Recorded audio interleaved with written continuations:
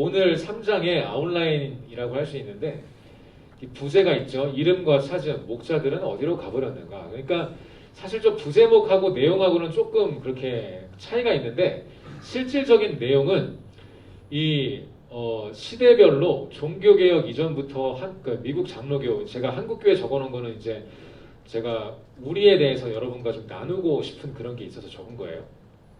근데 실제 책에는 종교개혁 이전부터 미국 장로교까지, 그러니까 초대교회부터 정말 한 2000년 가까운 이 교회 역사상, 교회 역사에 있어서 이 목양에 대한, 특별히 저기서는 장로라고 나오지만 결국에는 저와 여러분이 감당해야 할 그 직분이거든요. 이 목양이라는 거는. 이 목자들이 어떤 위치를 가져왔고 어떤 그런 활동을 해왔으며 이런 그 역사들을 쭉 이렇게 보는 장이 바로 오늘 장이었어요. 그래서 시대별로 이렇게 나눠서 우리가 지금 보고 있고 또 그런 것들이 나올 텐데, 그래서 예나 지금이나 이 목자의 본질과 사역에 대한 성경적인 이해가 참 필요한데, 왜냐하면 잃어버리고 찾았다가 또 잃어버리고 또 찾고 또 잃어버리고 이런 것들이 사실상 교회 역사를 통해서 반복되고 있는 그런 주제이기 때문에 그렇습니다. 그래서 그 중에 어느 교회는 찾은 사람이 더 머물고 있는 교회가 있겠고, 어떤 교회는 찾았다가 또 금방 잃어버리고 마는 그런 교회가 있겠죠. 뭐 그런 차이가 있을 뿐이겠지만 어쨌든 우리가 이런 시대적인 흐름을, 시간의 흐름에 따라 보면서 최대한 빨리 요약을 하고 지나가 보도록 하겠습니다. 그래서 첫 번째입니다. 종교개혁 이전의 목자상에 대해서 이야기하는 거예요. 그래서 초대교회 리더십의 본질 및 복수성, 이것이 그러니까 이제 쉽게 말해서 장로를 세우고 교회마다 리더를 세우고 그 사람들을 통해서 성도들의 목양을 했다는 그런 거거든요. 그래서 이 리더십, 초대교회 리더십이 1세기 동안 내내 지속되었습니다. 라고 이제 목사님 말씀하시고 있어요. 리서치를 통해서 적으신 거겠죠. 그런데 2세기 들어서면서부터 교회의 구조와 체계에 변화가 일어나기 시작하는데, 그냥 단순히 초대교회 때, 그러니까 우리 개척교회를 생각하면 제일 쉬울 것 같아요. 거기는 개척교회는 목사님들이 있는 개척교회도 있지만 그냥 전도사님이 담당하고 있는 개척교회도 있고, 심지어 풀타임 사역자가 없는 개척교회도 많아요. 장로님, 집사님들이 그냥 자발적으로 이제 삼삼오오 모여서 예배를 드리는 그런 교회도 있는데, 초대교회가 처음에는 그랬다는 거죠. 그래서 이제 장로님들을 세워가지고 막 열심히 목양을 했는데, 이게 2세기 들어서면서 지금 우리가 알고 있는 계급적인 이런 성직의 체계가 이때부터 만들어졌어요. 이때부터. 그러니까 굉장히 오랜 역사예요. 목사님, 장로님, 집사님, 약간 이런 그 수직적인 어떤 교회 내에서의 수직적인 구조가 이게 뭐 중세시대 때가 아니라 초대교회 바로 지나면서 이게 만들어진 거예요. 그리고 이제 3세기 이후에 교회 내 계급적인 체계가 이제 확고해지는 시점인데, 이때부터 이 장로라는 그 직분이 가진 본질적인 사역이 굉장히 권위적으로 굳어져가는 현상이 이때부터 나타났다고 기록하고 있습니다. 그러니까 3세기면은 지금 21세기니까 3세기면은 200 몇 년밖에 안 됐거든요. 그러니까 주님께서 승천하시고 나서 한 100년 무렵 그 시간 동안 그만큼 이제 교회가 빠르게 굳어져 갔다는 거예요. 굉장히 주님의 어떤 그 명령을 본질적으로 수행하는 시기가 굉장히 짧았고, 12사도 이후에 초대교회가 지나자마자 어찌 보면 어쩔 수 없는 사람의 한계라고 볼 수도 있을 것 같아요. 어쨌든 이 사도 같은 분들이 계시면 모르겠지만 그분들이 장로를 세우고 또 가서 개척하고 세우고 이런 것들이 계속 이제 반복되면서 초대교회가 선교를 하기 시작했는데, 역시나 이게 정말 사도적인 마인드, 정말 제자적인 마인드, 예수님의 마음을 가진 사람이 장로로 세워지지 않았을 때 어쩔 수 없이 이것이 그냥 계급화가 되어버리는 그런 현실을 옛날부터 우리가 지금 겪어오고 있다는 거예요. 권위적인 어떤 그런 계급체계. 그래서 이 스트라우즈라는 이 사람이 평가하기를, 신약이 가르치는 진정한 장로직을 인간적 권위들의 속임수 불빛, 그러니까 굉장히 영어를 직역한 거라서 좀 약간 어색할 수 있어요. 이런 속임수 같은 이런 불빛으로 대체했기 때문에 장로직에 대한 기독교 교리는 거의 언제까지? 14세기까지 상실되었다. 그러니까 지금 우리도 사실은 뭐 광명교회에서나 이런 우리 교단에서 느껴지는 뻣뻣함이 사실은 저 때가 절정이었다는 거예요. 우리는 지금이 절정이라고 생각하는데 그게 아니라 이런 계급적인 뻣뻣함, 교회 내에서 하나님을 자유롭게 예배하고 나누는 그런 본질적인 사역보다, 본질적인 목양보다 이런 뻣뻣한 이런 계급 구조적인 이런 체계가 3세기부터 14세기까지, 그러니까 종교개혁 이전까지 이게 지금 지속됐다는 거예요. 우리가 잘 알고 있는 로만 카톨릭, 굉장히 수직구조적이죠. 교황 한 사람의 말을 통해서 하나님을 알게 되고, 실제로 그래서 카톨릭에서는 이 종교개혁 이전에는 자기 성경책을 갖고 있는 사람이 아무도 없었어요. 성경은 그야말로 교회에 가서 사제가 읽어줄 때만 접할 수 있는 그런 하나님의 말씀이었기 때문에 우리처럼 그렇게 개개인이 묵상하면서 뭐 큐티를 하고 이런 게 불가능했습니다. 그리고 심지어 성경책도 라틴어로만 기록되어 있어서 그게 전통이었어요. 로만 카톨릭에. 그래서 아무리 뭐 이제 신도 입장에서, 우리가 평민 입장에서, 신도 입장에서 어찌어찌 성경을 구했다고 해도 못 읽어요. 라틴어로 써있기 때문에. 프랑스 사람, 영국 사람, 자기 나라 언어는 알지만 라틴어 모르잖아요. 그래서 정말로 이 하나님의 말씀을 접할 기회조차도 이런 계급적인 구조 안에 꽁꽁 갇혀 있었어요. 그래서 사실상 그러니까 평신도 입장에서 하나님의 진리를 탐구하고 묵상할 기회는 거의 없었다고 보면 돼요. 거의. 그냥 사제가 말하는 거 한마디가 전부였고 그 사람의 행동과 말을 통해서 간접적으로나마 이런 하나님을 알아갈 수밖에 없었던 굉장히 어둡고 암울한, 시대적으로도 그렇고 영적으로도 굉장히 암울했던 그런 시기가 중세시대 내내 지속됐습니다. 그리고 종교개혁이 일어나는데, 그러니까 지금 이제 두 번째 시대인데 벌써 1500년이 지난 거예요. 1500년이. 근데 이때부터 이제 교회 직분들에 관련된 성경적인 질서가 어떻게 구성되는가, 이 질문을 사람들이 묻기 시작했어요. 왜냐하면 이때부터 마틴 루터가 종교개혁을 주창하고 이 사람이 주장한 게 뭐냐면은 우리가 많이들 알고 있는, 많이 들어봤을 그런 거거든요. 만인 제사장설이에요. 이 사람이 주장한 게. 그래서 모두가 다 하나님이 택하신 제사장이고 거룩한 백성이다. 우리는 사제를 통해서 하나님을 아는 것이 아니라 개인적인 신앙, 우리가 말씀을 통해서 개인적으로 하나님과 교제하면서 그러면서 우리도 직분을 감당할 수 있다고 주장했거든요. 그래서 그때부터 이런 이제 많은 것이 열리기 시작했어요. 그동안은 금지되고 감춰져 있던 것이 종교개혁이라는 사건을 통해서 이 많은 사람들에게 오픈된 거거든요. 그래서 이런 질문들을 묻기 시작했고, 결국에 이제 존 칼빈이라는 사람이 이런 말을 했습니다. 교회를 이끄는 사람들을 부르는 호칭들, 즉 감독이나 장로나 목사나 사역자, 교사 포함이에요. 이 모든 이 타이틀들은 사실상 어떠한 차이점도 없다. 이것을 말하고 있어요. 그러니까 사실은 저도 이제 목사이긴 하지만 제가 이제 풀타임 사역자일 뿐이지 본질적으로 저하고 우리 여러분 선생님들이 감당하는 목양 사역은 본질적으로 같다는 거죠. 그러니까 그거를 이 시대부터 오픈한 상태에서 이게 주장해왔던 거예요.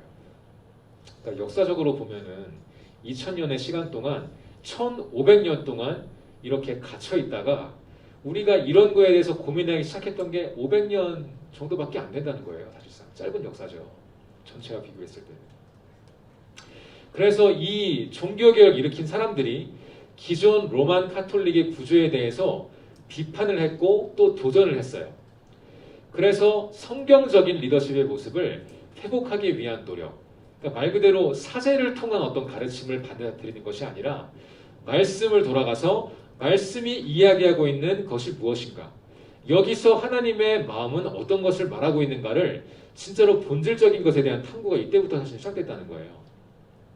특별히 이제 장로 직분에 대해서, 리더에 대해서 이렇게 말합니다. 장로 직분은 의사소통을 분석하는 일과 병자들을 방문하는 일을 돕는 것이며 동시에 개인적인 교훈을 주는 일과 선한 질서를 세우고 훈련시키는 일에 목사들과 박사들, 그러니까 신학자들이라고 생각하면 돼요.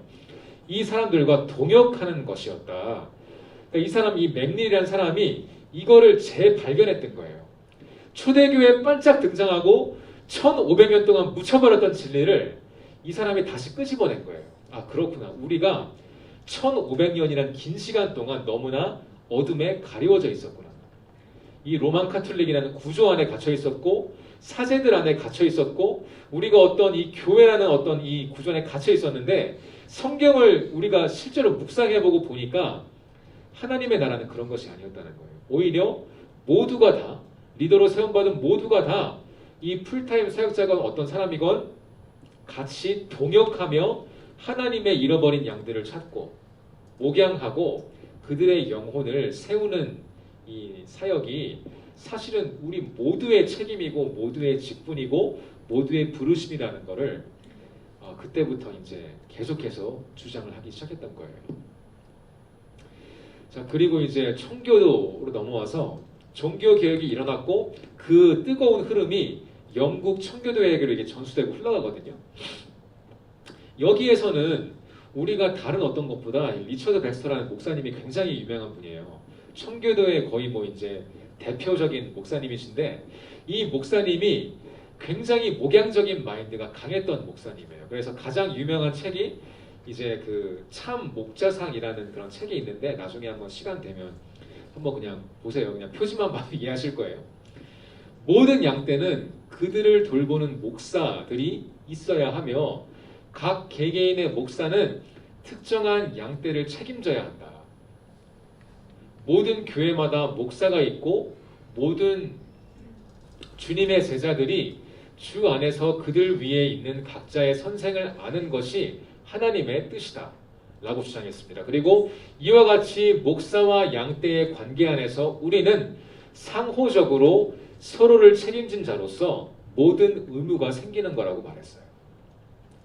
그러니까 이 목사님이 그동안 로만 카톨릭이 행해왔던 미사를 집례하고 말씀을 가르치고 이런 것만이 사역자의 역할이 아니라 실질적으로 양을 돌보는 게 우리의 책임이라는 것을 주장하고 있는 거예요.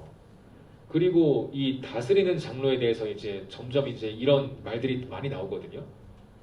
그래서 말씀의 사역자, 목사와 함께 교회를 돌아보며 훈련시키는 일을 목사 한 사람은 풀타임이니까 말씀을 가르쳐야겠지만 이 목양에 있어서는 이 장로 직분 받은 사람들 혹은 교사의 직분을 받은 사람들이 같이 동역하며 그들을 찾아가서 그들의 안부를 묻고 기도 제목을 묻고 같이 기도해주며 이 모든 것들을 감당하는 그런 이 상호 적용되는 그런 관계인 것을 이 리처드 백스터 목사님이 굉장히 강하고 많은 시간 주창했어요. 그래서 이 청교도의 정신이 어디로 흘러가냐면 스코틀랜드 장로교로 흘러가거든요. 여기는 이 여러분 영국도 이게 지역이 다 다른데 이 스코틀랜드 북쪽 지역의 장로교가 굉장히 유명한데 왜 유명하냐면 지금 사실상 우리가 지금 있는 장로교의 모든 표본이 여기서 나온 거예요. 그래서 이 청교도 정신, 사역자는 말씀만 가르치고 땡이 아니라 목양하는 거다. 이 정신을 실제적인 어떤 사역의 현장에서 적용시킨 사람이 바로 이런 그 스코틀랜드 장로교 사람들이거든요. 그래서 그 중에 이제 또 유명한 토마스 찰머스라는 이 목사님이 목양 장로의 성경적인 발견 그리고 신방을 권면했어요. 그러니까 실제로 이 목사님이 자기랑 같이 다니면서 교우들을 신방한 장로를 세웠고 그 사람들과 같이 다니면서 실제로 신방을 한 그런 그 활동을 시작한 분이에요.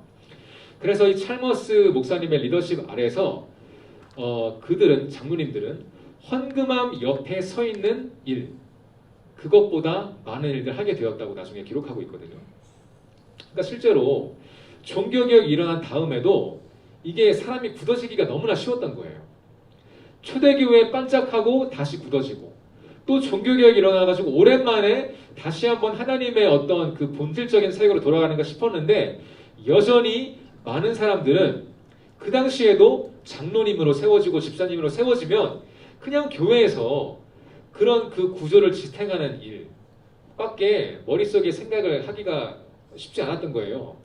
그러니까 헌금함 옆에 서 있는 사람, 그게 장로님이었는데 이 토마스 목사님이 야 그게 아니야. 다시 한번 우리 청교도 돌아가서 종교개혁 돌아가서 초대교회 돌아가서 이 일은 영혼을 목양하는 일은 하나님 그냥 우리가 이걸 성경 읽고 그게 끝이 아니라 우리가 실제로 다니면서 기도해주고 실제로 다니면서 성경 가르치고 실제로 다니면서 밥 먹고 그렇게 영혼과 영혼이 맞닥뜨리는 일인 거야 라고 해서 장로님들을 세우고 그 장로님들과 함께 동행하며 신방했던 그런 목사님이에요. 그래서 이 신방이라는 게 사실은 여기서 이제 크게 전통이 되었고 그걸 지금 건너서 물 건너서 바다 건너서 지금 우리나라 교회가 예전부터 해왔던 사역이 여기서 이제 유래된 거예요.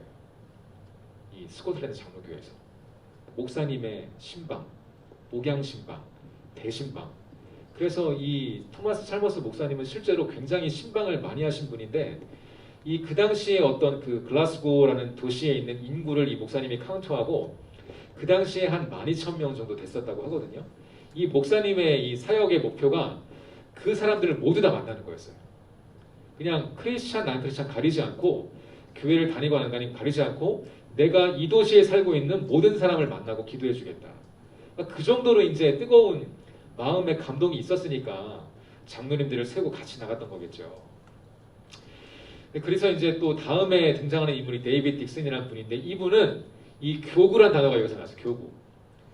그래서 이 다녀보니까 너무나 많은 거예요. 그래서 야 그럼 우리 이렇게 하자. 장로님들을 세워서 각 지역을 장로님께 맡기자. 그리고 그 지역은 책임지고 이 장로님이 목양하도록. 책임진다는 말은 저 토마스 목사님이 하던 거 하는 거예요.